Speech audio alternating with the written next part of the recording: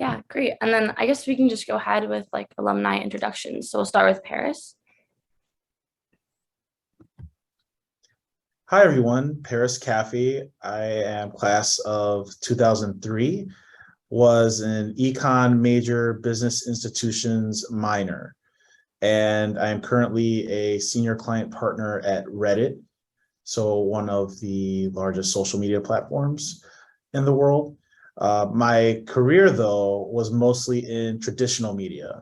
So I was in radio for a long time, and all this is advertising, media advertising sales. So radio for a long time, TV for a few years, and then Reddit for the last year and a half. So while all media sales for the vast majority of my career, totally different spaces in doing that. When I was at Northwestern, had no clue I would end up here. It was not really the plan. When I thought of the word sales, I would always think of like the used car salesman, stereotypical kind of career. But I like to think that I am not like that at all. And it just kind of, took an interesting back road, I guess. I was very interested in sports. My dream as a kid was to be a first baseman for the Chicago Cubs. Realized pretty quickly I wasn't talented enough to do that, so I had to figure out a way to kind of be behind the scenes. So eventually kind of led me to a job at ESPN, doing radio sales there, and kind of led to everything else along the way. So had no clue what I wanted to do. And in some ways you could still say that, but pleasantly surprised and happy with where my career has kind of ended up today, and excited to speak with all of you today. Yeah, next up we'll do Brendan. I'm just going in the order of like the sheet, so. Hey everyone, my name is Brennan Sun, he, him. I graduated Northwestern in December 2013, but I was class of 2014. I had a similarly weird road through college. Started with theater, added psychology, and then the IMC integrated marketing communications certificate. And now I work at a nonprofit progressive research media organization called Media Matters, as the deputy director of external affairs. So I've worked here for 7 years, and right now I focus on holding social media platforms accountable, sorry Paris, for disinformation and hate speech, but actually more focused on Facebook, TikTok, Instagram, and YouTube more than anything. I ran the LGBTQ program for 4 years, so focused on combating anti-LGBTQ misinformation in the media, whether that's online or on Fox News or mainstream outlets that are failing to cover important issues. I come from a history of LGBTQ advocacy, so the summer after my junior year, I interned at the Human Rights Campaign, really kind of changed my life. I moved to DC where I lived for 8 years. I'm now in New York. I interned at Equality Illinois while I was a student at Northwestern and was running phone banks for marriage equality back then, back in 2013, when marriage equality was not the law of the land. From there, I went and worked at a PR firm where we had some nonprofit clients, some political clients, and some corporate clients. The corporate stuff was not for me. And then eventually I landed at Media Matters, and I've really been lucky that my first really full-time job has been somewhere that I've stayed for 7 years and kind of moved up the ranks. So a lot of, uncertainty in my time in Northwestern, but I feel like it really landed me in the right place after all that time. Yeah, thank you. Next up we'll have Jessica. Hi, everyone. I'm Jessica Bell Brown. So great to meet you and to be in community with you. Well, I guess it's afternoon for me. I'm on EST, morning for you all, those of you in the Midwest. So I am class of 2009 from WCAS. I graduated with a degree in art history and a minor in business institutions. I'm currently the curator and department head for contemporary art at the Baltimore Museum of art. How did I get here? It was such, I would say arguably a kind of winding path. When I graduated from when I matriculated into Northwestern, I thought I was going to be pre-med.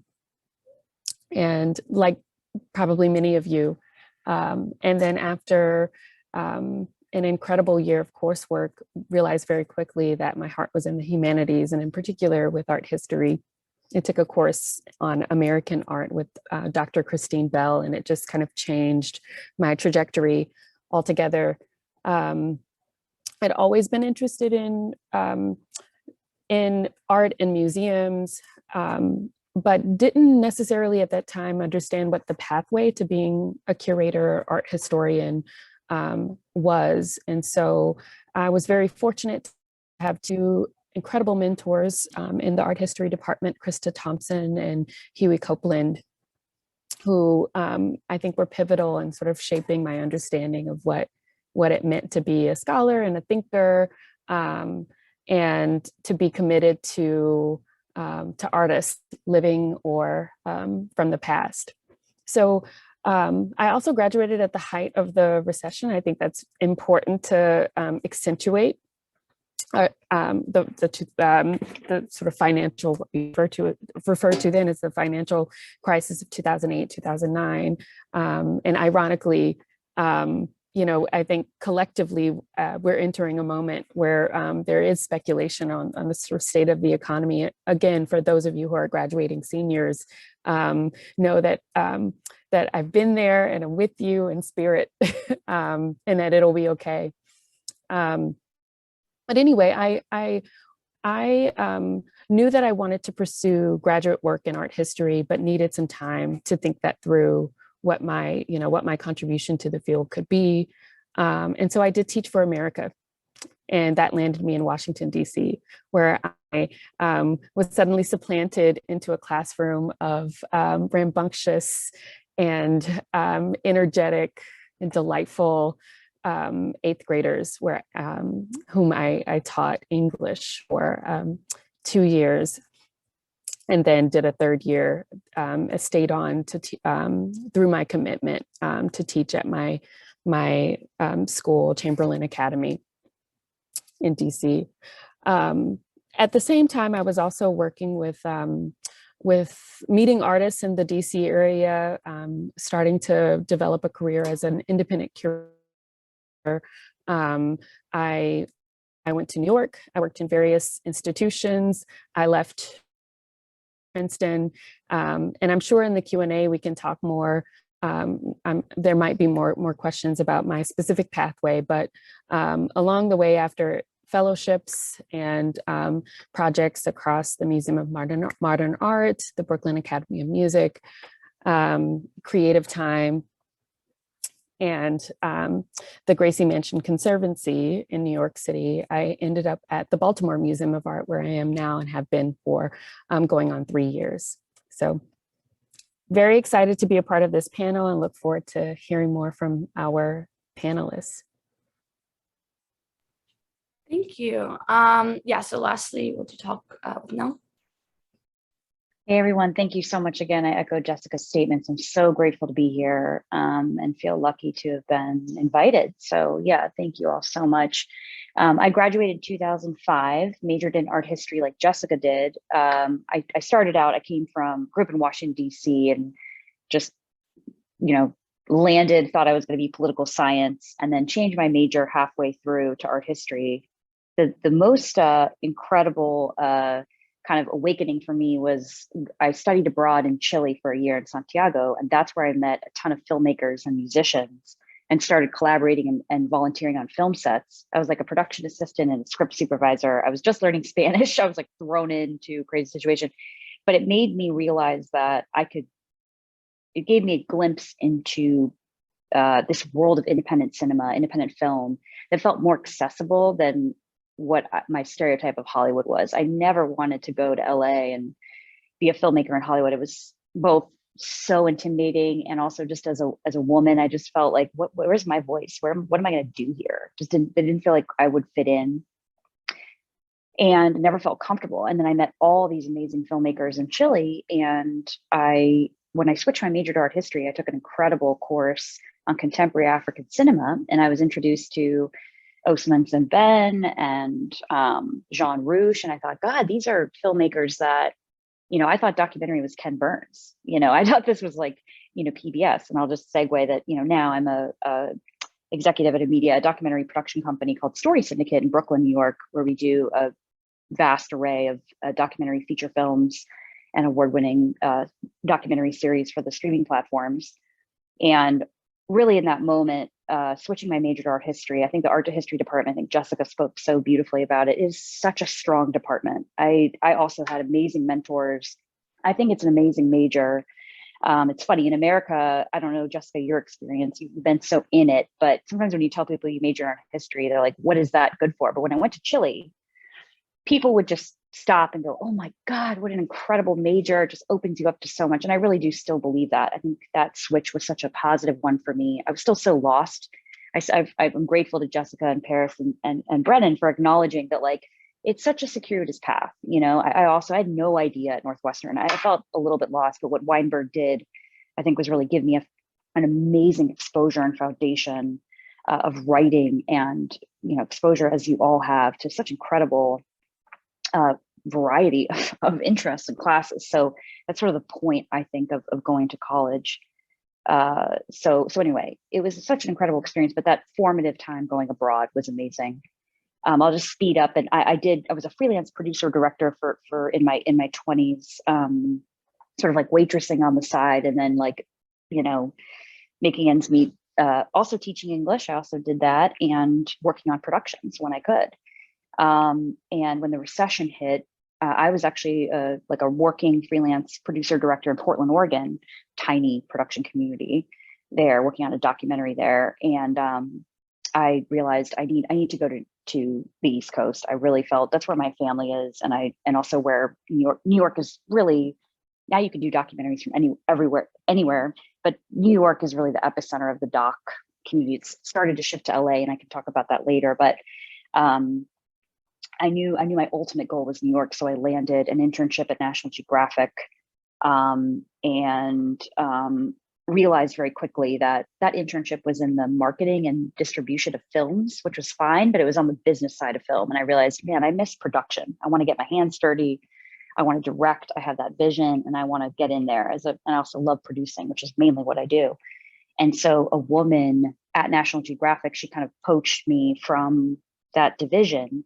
And she said, look, I'm moving to New York, and I want you to come with me, and I'm going to produce a show with Oprah Winfrey about, like, belief and spirituality. It's going to go on her network, and it's going to be like this big series that she's going to fund. And I said, oh my God, well, that sounds amazing. And it would travel all over the world. And I started out just as a junior production coordinator, literally just like booking travel, booking people's, getting people coffee, just the lowest of the low, and loved it. I just absolutely loved it. Worked my what off. And I've now been in production for about 13, 14 years. So I am so grateful now to have a full-time career in documentary production in New York, and look forward to talking more. Yeah, thank you everyone for the introductions. I think we'll go ahead and start with some questions. Also, like, reminder, if anyone has any questions, they can put them in the chat and we'll go over those in a little bit. So first question, what are some classes or experiences that you've had while at Northwestern that have kind of led you to your current role and helped you decide to pursue that role? Oh yeah, wait, we can go in the same order that we did. I can start. Yeah. Most of mine weren't related to my major. I should also say I majored in econ because it wasn't, or it was something that I knew would apply to pretty much anything I would want to do.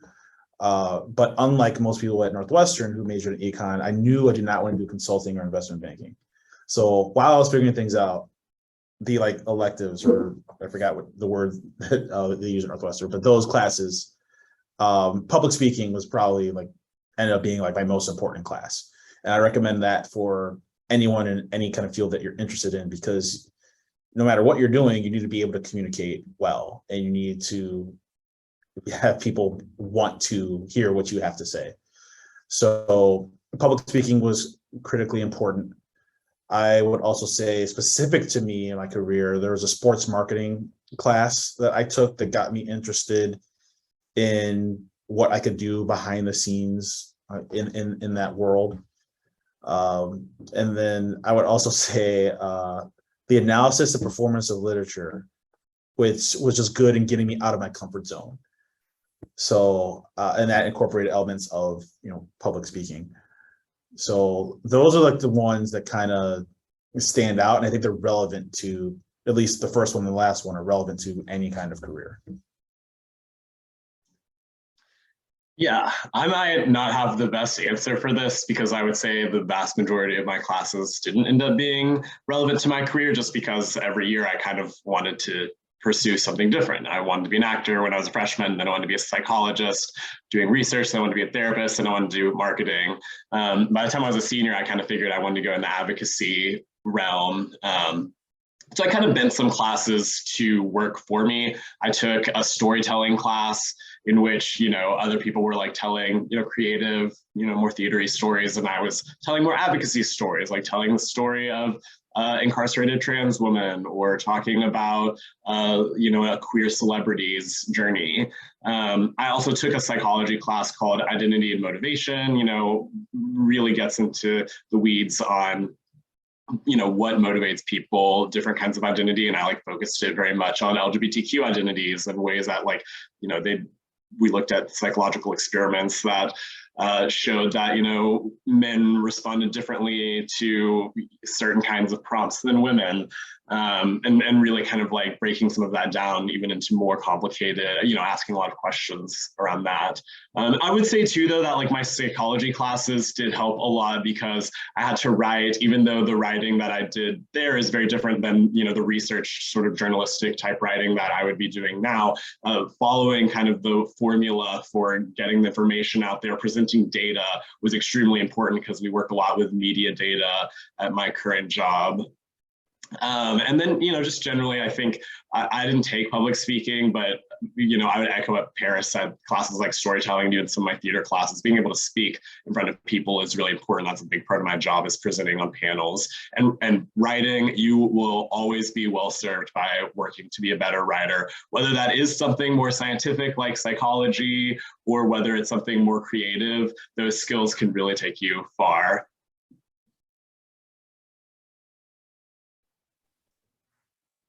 I would say that that my experience at Northwestern was sort of fundamentally shaped by coursework. And, arguably, I can name so many professors who were formative to me. I remember Lillian Kamal in the econ department taking macro and micro with her, and submitting my, I went to turn in my final exam and I teared up because, I am not, not a math, person at all. That's not my, foray, but she was so dedicated to making sure that, all of her students, which I believe were over 100 at that time for those courses, mastered the content of her courses. And having a professor, having access to faculty who believe in you and who motivate you and challenge you and meet you where your curiosities are, it's just, it's unparalleled. I took a philosophy of race course with the late Dr. Charles Mills, who passed away a few months ago. And at the time, I was not, although my sort of interest in the course is what brought me to the seminar, but I didn't know that I was sitting in front of one of the foremost thinkers on the subject, and who treated me with such graciousness and respect as a dialogue partner. To have that at the undergraduate level was just phenomenal. Professor Tracy Vaughn, I took a number of courses with her in African American Studies, but she introduced me to a serious study of Toni Morrison, who's work stays with me to this day and shapes how I approach thinking alongside living artists who are contemplating what it means to be or the multiplicity of like Black life in this country. So I really thank Tracy Vaughn for that. And then I will say my last experience that was incredible was I had the chance to take a graduate level course that was a part of a consortium with Northwestern, UChicago, SAIC, and I might be forgetting another institution. I was the only undergrad in this course that was co-taught by Huey Copeland and Darby English, also a highly respected scholar in the field of modern art history and modern American art history. And that was such a confidence booster to be able to kind of be in community with other students who were committed to making changes in our field. And that course we saw museums, we saw private collections, we went to the Johnson Publishing Company before it was shut down, and their art collection was slated to be auctioned off years later. And I will always hold that memory sort of close to my heart, because it was an introduction to a different kind of introduction to the field for me. So I would say, no matter what courses you take, and for me, art history was my jam, but gravitate to professors who take an interest in you and who you are as a person, and like where your curiosities are, and they will be the wind beneath your wings as you move through your journey at Northwestern. Wherever you land, they'll be there to support you along the way. Yeah, well said. Now I'm bummed I didn't overlap with you, Jessica. It would have been cool. Yeah, to that note, I think I mentioned the contemporary African cinema class. It was really like game changer for me and how I thought about documentaries. I think Michaela DiLeonardo, she's like a radical Marxist feminist in the anthropology department. She like got me so fired up. To that note, Jessica, she was always, my really good friend who's a incredible screenwriter in Hollywood and a stand-up comedian, Jenna Friedman. She was my kind of best friend. And I just remember us taking Michaela's class and just like, those like light bulb moments, and we would meet after class and be like, just like talk for hours about feminist history and philosophy. And it kind of ignited a fire in both of us, which we continue to this day in our careers, to make sure that women's stories and women's perspectives are told. So yeah, that was such a great moment. Outside of the classroom, Northwestern Student Television, which was still to this day, I think it's still going, the SNL of sketch comedy. My really good buddy who I had met through that, Jake Szymanski, who went on to direct at SNL and later some Hollywood comedy, big budget films. I'm still friends with to this day. He was kind of the star. I had tried out and bombed, but then I became a producer and kind of part of the crew. And so I thought, God, I can be kind of behind the scenes, kind of like Paris's story. Like maybe I'm not fit for the big leads on screen, but I can be behind the scenes. And this is so fun. And I love comedy is my other passion. I think it's kind of two sides of the same coin, documentary and comedy. They both get at truths in different ways about how we live as humans. So love comedy so much. So, there was so many sparks Northwestern, both inside the classroom and outside the classroom, that just, I think the big point is, it's so important to find those people that make you think differently about the world. And there was another, I forget the professor, I'll have to think of it, Jessica, in a moment, maybe he's still there, but there's a 101 architecture class in art history that this great guy, he would take you to Chicago. Yes, exactly. And or David Van Zanten, one of the, I think they both were architectural, probably Van Zanten, actually. He was more maybe it is. He's kind of a skinny guy, but he was lovely, so lovely. And we took the L, into the city, and I love getting out of the classroom and just going physically, talking about how space changes the way, you think about the world and move throughout the world. I thought architecture, I was like, I'm not into this, but the way he spoke about it and being there physically, I mean, that blew my mind. And that definitely, I worked on a documentary series for Netflix called Abstract, the Art of Design, where I profiled different designers. And I just even doing research for that, and we chose one architect to profile for the series, and even that knowledge from that class, helped me, years later. So you just never know what little. And I think what's so special about what Jessica, Paris, and Brennan have also shared is these little crumbs that then follow you throughout your career. And you never know when you're going to really grab onto it. And I echo Brennan, the key for me at Weinberg was learning how to be a good writer, and that will always serve you. And I think Paris also mentioned the public speaking thing is huge. So two like incredibly crucial things if you want to be in any part of the media and arts as we are. Yes, thank you. Okay, well, I guess next question.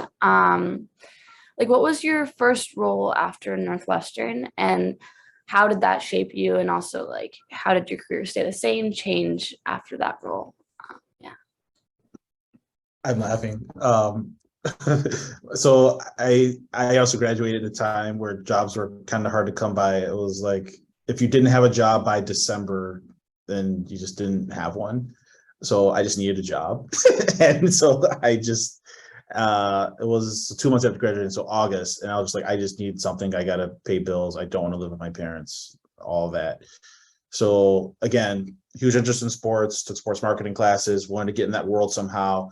So found this job at a company called International Sports Management, which the title of the company sounds like it's an amazing place. And it was awful. It was easily the worst job I've ever had in my life. It was a sales job, but it was 100% inside sales. So it wasn't like actually everything I've done since, which is actually like communicating with people outside of like on a phone or on a computer. Terrible people running the company, terrible ethics, terrible everything. But it was just, you don't know these things until you're in it. So it's just hard to know, like coming out of college, especially when you're kind of have like the stress of needing to pay bills. But what was so valuable, two things in particular, incredibly valuable for that. One, got lifelong friends from that experience, kind of a misery loves company situation. A lot of us have gone to each other's weddings. Our kids play together like it's crazy all these years later. But the most important thing was I learned what I didn't want to do. And I think that can be as valuable as learning what you do want to do. So I was not there. I was there longer than I should have been. I was there 16 months, but it was terrible, but it was valuable, and kind of like, all right, now I'm in the real world. I have a taste of like what this kind of looks like, but I know this is not how people are meant to make a living. So what else can I do? And just open my eyes in that way. Yeah, I think before I get into the details of my first job, it's really cool to hear, it seems like Paris and I had kind of a similar experience with classes, and Nell and Jessica had similar experiences. I didn't have as, much of this experience with class where I was so moved and figuring out exactly what I want to do. But all four of us, despite, some of us having that clarity in college and some of us, moving around and taking little bits and pieces from sort of unrelated classes, we've all ended up doing really cool things and really, found success and happiness in our careers. That said, I too similarly had a job that I did not care for after college, like Paris.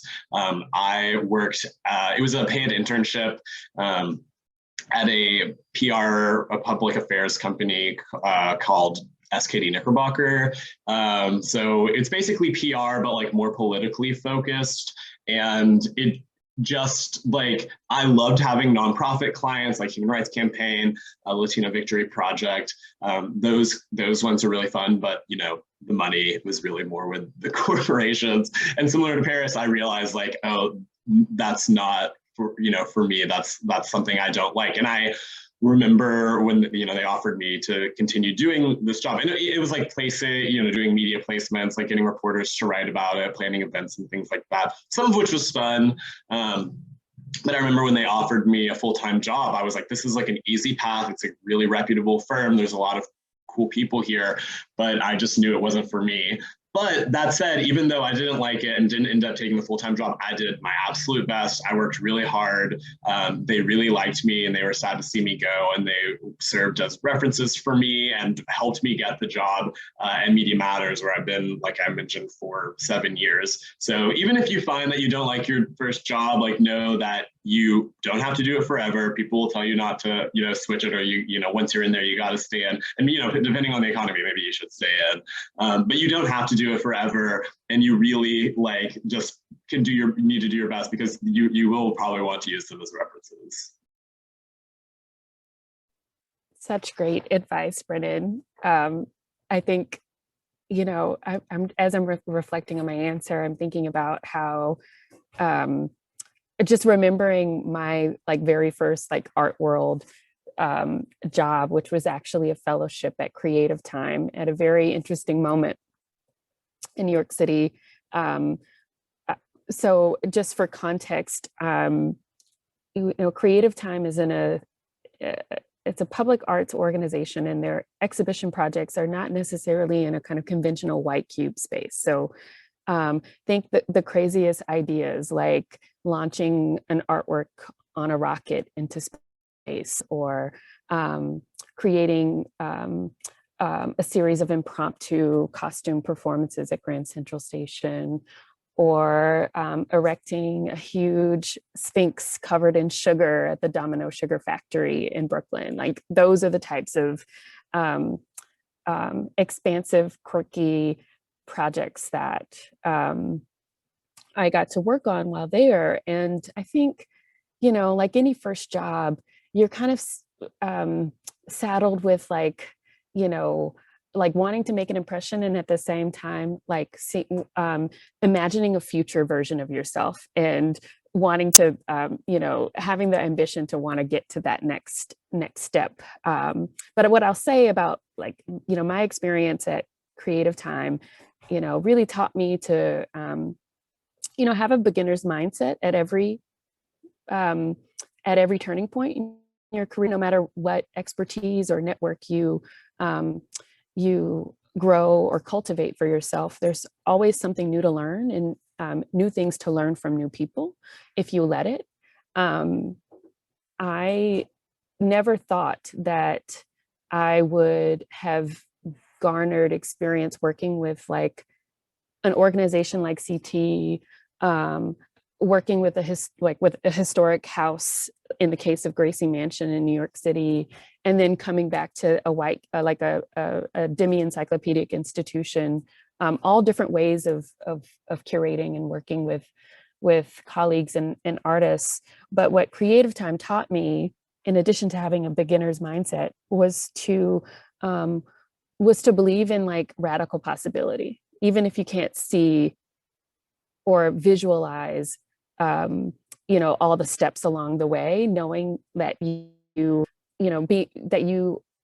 have the agency to be empowered in what you imagine for yourself and what you imagine for your projects.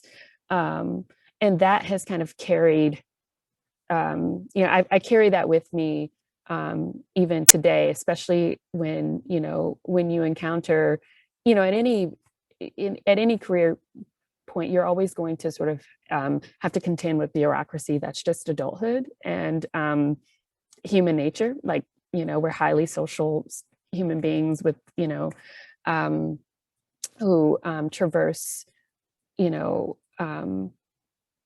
challenges at time, but having that radical sense of possibility and imagination will help you clarify or move with clarity, move with intention, and stay optimistic and encouraged in the work that you do. And that, so keep your first job, your ruminations on your first job, keep those feelings with you. Don't forget, because they're great reminders of how much you can achieve along the way.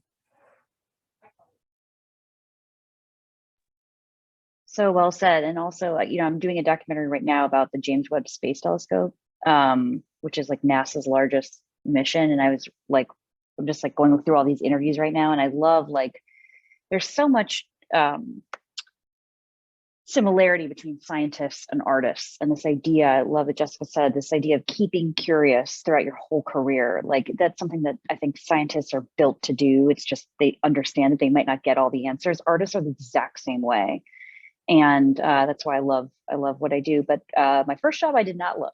I was a waitress. I needed to save as much money as humanly possible because I did move back to Chile. I studied abroad, as I mentioned, my junior year, and I moved right back 1 year after college in 2007. But 2006, the year after I graduated, I waitressed at a restaurant in DC that shall not be named, double shifts for an entire year, saved a ton of money, lived with mom and dad. It was not great. But what I did learn throughout that experience was I work really well in high pressure situations with a great team, and the teamwork that it takes. And also even just the structure of how restaurants run, it is authoritarian in a lot of ways, and it's kind of how a set is run. Like it reminded me a lot of being on set and how sets are run. So it's funny that there's something so amazing about being in the trenches, in the restaurant business, and we have actually the same term in the film business, which is in the weeds. So like if you're in the trenches, waitering, and you're drowning with all the orders, and you have trouble keeping up, you say I'm in the weeds. And we do the same thing on set. But there was something about the camaraderie of like just having the worst shifts ever, and you get off your shift at 1 a.m., but you have this incredible group of people, and from all walks of life, older than you, your age, like all different kinds of people that you meet. And that the film business is the exact same, especially in documentaries. It draws such a diverse group of people from different backgrounds, all to come together for maybe 24 hours, a year, whatever it is, to make this film on set. And you're in a high pressure situation, and you have to be clear, you have to communicate, you have to be kind, you have to be efficient. It's all the skill sets that you need to be a fantastic producer, or whatever it is you are on set, cinematographer, gaffer, director, all the things. So that year of waitressing at this restaurant that shall not be named, I'm so grateful for that experience, because it set me up to be a successful producer. Great, thank you. I think we'll head over to student questions now, because we're running a little bit late. If anyone has any questions, I think no one said anything in the chat, but if you want to raise your hand, I guess, and ask and Smith, I can take this over. Yeah, hello. Yeah, so I haven't seen anything in the chat yet, so I'm gonna ask some of my questions. And I think Rachel had a hand. Oh, Rachel had a hand. Samantha, go ahead first. That's totally fine. No, okay, then I'll do one, and then I will kick over to you. So I have a question for Neil. I know that you talked a lot about you're working on documentary films. I was just interested in how, what specifically about documentary films that really drew you to that, because it's such a unique and particular genre. I think that being an armchair expert, I should say, in a subject matter for a period of time. For me, it's about the documentaries I work on span about a year or two, and then you kind of move on. You get to meet so many incredible people, and you have the honor of telling people's stories. So I loved writing and creative writing in college. I loved taking all the film classes, because I love telling stories. And so I think that documentaries specifically allowed me to meet and explore so many different types of people, and have the honor of working with them to bring their stories to life. So it transformed. I think I always kind of like Brennan, I had a social justice activist interest always growing up in DC, just from when I was little. My sister got me into so much activism as a kid. And so I knew that needed to be part of my life. Social justice had to be part of that on some level. So part of my work has been social justice issues. Some has been like design, but it's great to kind of weave different subjects and also see the similarities between some of the themes of what I've done. So yeah, it's such a, the thing that I respect about, that I knew the thing I respect about Jessica's career is it is really, it is, I mean, I'm sure every day is different for Jessica. Like it's a whole different thing, but I knew for me, I was like, man, I just, it's almost like I don't have enough patience. I was like, 1 year needs to be different from the next, different from the next. In other words, just completely different subjects, completely different places, completely different, like, I don't know. I think my attention span is very short. So that's part of how it checks the box for documentaries, unfortunately or unfortunately for me. Thank you. That's very helpful to hear. Thank you so much. I guess, Rachel, do you want to ask your question? Yeah, that would be awesome. So I have a question for Jessica and one for Nell, if that's okay. If there's only time for one, I'll start with my one for Jessica. So I'm graduating in like 12 days, as are probably some other people in this chat. And I have an interview coming up for a position at a museum, the Art Institute of Chicago. But I really don't have an art history background, and I don't frequent a lot of museums. And so you talked about how you have a role at a museum. How do you convey that you would be able to thrive and work in that kind of environment? It's just so different from any of my professional experiences so far. Thanks so much for your question, Rachel. What is the role you're applying to? AV technician. So I'm a film major and I do a lot of audio stuff. Okay, excellent. Thank you for clarifying, and congratulations on your graduation. Such a big milestone. Such a great question. I think some of the best museum professionals that I know did not do art history. It's such an interdisciplinary field, and as Nell was also conveying, there's, I also feel like curators, are also armchair experts, or at least those who work with living artists, because your role is to be a traffic conductor, a therapist, a budget expert, a problem solver. You have to wear many different hats and be agile, as I like to say. And I think that sensibility of knowing how to think well on your feet, knowing how to negotiate and navigate sometimes challenging circumstances, it applies whether or not you have the kind of scholarly expertise to look good on paper, in terms of your application process. I think one of the most important things that we look for, as managers, what we look for in potential hires is a willingness to be a team player, willingness to learn, a kind of easygoing approach, or a calm approach to the inevitability of challenges that come up in the work that we do. I think as long as you are able to convey your breadth of expertise and get to the heart of what connects you to the role, and what makes you stand out as a candidate, I think you're going to be fine. Don't be saddled by self-doubt. Pursue what you want to pursue, and be clear in how you communicate what makes you right for that role. So focus on what you focus on be a positivist, focus on what's in front of you and what you have, and not necessarily where you lack. And you'll always, the universe will always provide. Wow, thank you so much. Sounds like great advice. I really appreciate it. And then moderators, is it okay if I ask my question for Nell? Is there time for that? Okay, awesome. Yeah, I think probably quickly. And then we'll take 5 minutes after that, and then just do one final question, I think. Sure, okay. So super quick, I'm just wondering, I'm a film major with a focus on sound recording and sound design. And you work in documentary, so I'm wondering if you know of or have any ideas about ways that someone who has more of a sound minded interest in film can meet with people who do more of the production and directing kind of side of things. And then also just how to string together gigs in like a non-LA setting because I'm hoping to stay in Chicago for a couple of years.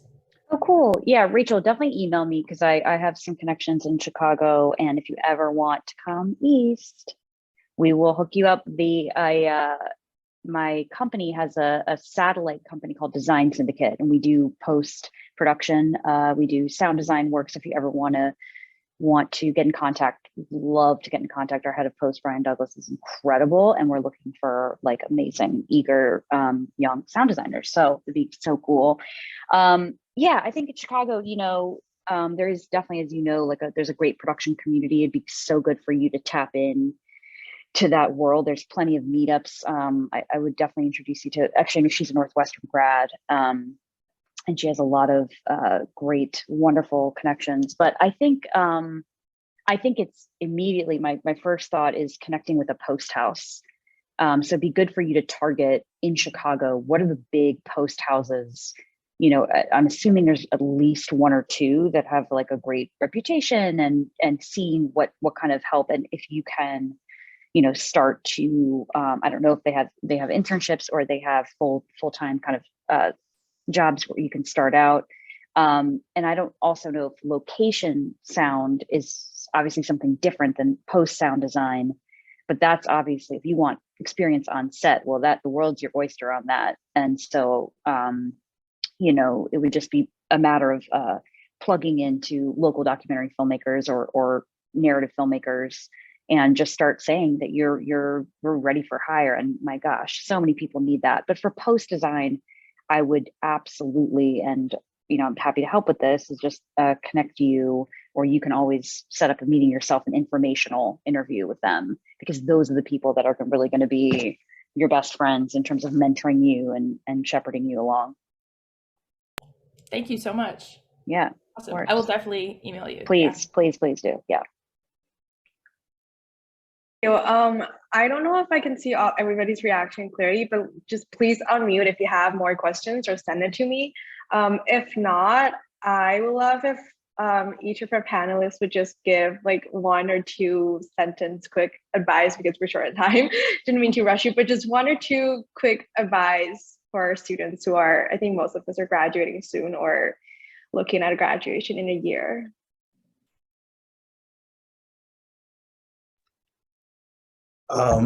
Congratulations, graduates. I guess just for Northwestern, like, be proud of what you've done and what has gotten you to where you are and to where you'll go. Like, Northwestern's a competitive place. It's a difficult school, but the fact that you are at this point says a lot, and says a lot about what you can handle. So you've probably learned a lot about yourself. So that'll serve you well in whatever you decide to do.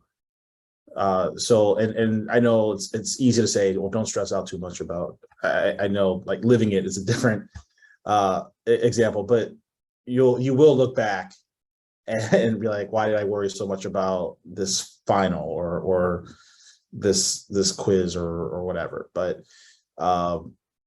you're, by just the environment that you've put yourself in to get to this point, will definitely serve you well moving forward in the way you're able to. The critical thinking that you have learned and built up will serve you no matter where you're able, no matter where you land, and you will end up where you're meant to be. It may take you longer than you would like, but try to remember that it's not a competition. It's not about my friend has this amazing job. It may look amazing on paper, but then, in 2 years, it may be burned out and be starting from square one. So try not to have your career as like a competition. Just do what works best for you, and these things will work out the way they're supposed to. I think that's great advice. I'd also say, like, kind of based off of what Paris was saying, like, feeling proud of what you've accomplished, is also do not feel limited. I cast a really wide net. I think I applied for 80 jobs before I got mine. It was not like necessarily what I thought I wanted to do. a lot of friends and myself included would be like, oh, I'm not qualified for this, but you are qualified for a lot more than you think you are. Most people don't have a college background that fits exactly one-to-one with their first job. It's very rare. One of the best people we ever hired for my team, the LGBTQ team, had left her chemistry PhD. She was getting a master's in chemistry, incredibly data minded, was able to take that data and like present it in a cool way for like research driven way that was used for advocacy and to, you know, hold the media accountable. Absolutely one of the best hires. And what did she do? She volunteered at LGBTQ organizations, and she got a, you know, later internship after she had already, you know, left a PhD program, also at the Human Rights Campaign. So I would say definitely don't feel limited and don't feel too rushed. I mean, you got to make money. Like Nell worked as a waitress. I worked at a temp agency, like inserting surveys into a computer for a time. So like, don't feel rushed if you're not getting the perfect job right away. Feel free to say no to some if it doesn't feel perfectly right. And if you can, take advantage of that time, because after my paid internship, I took some of the money I made and I traveled for a bit. And like, I think back on that time period and I'm like, well, God, I'm never gonna be able to do that again. So if you are able to take advantage of some of that time off, if you don't have something lined up for the summer, don't feel rushed. If you can, then definitely try to take advantage of it. Such great advice. Yeah. I'm in the amen corner, everything that both Paris and Brennan have said so far. I think don't forget to care for yourself along the way and extend grace to yourself, because, you know, it's while you're reflecting on your journey, I think you also have to take some time to chill and not be in the rat race, and whatever that looks like for yourself.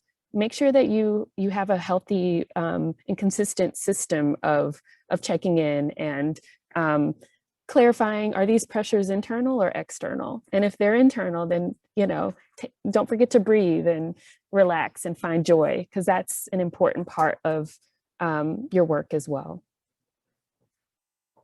Perfectly said. I have nothing more to add. Thank you, guys.